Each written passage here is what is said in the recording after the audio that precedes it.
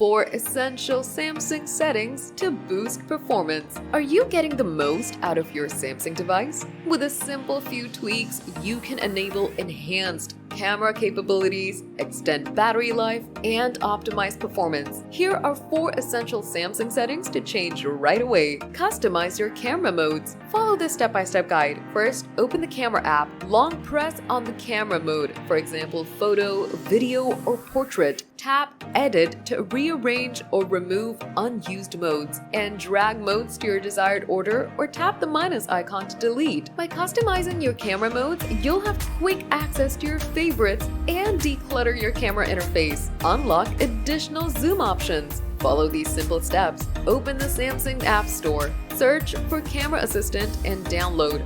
Open the camera app. Now go to Settings, the gear icon. Scroll down to Advanced Features. Enable additional zoom options, now visible due to Camera Assistant. Camera Assistant will enable you to gain more flexibility with zoom levels. Boost battery life.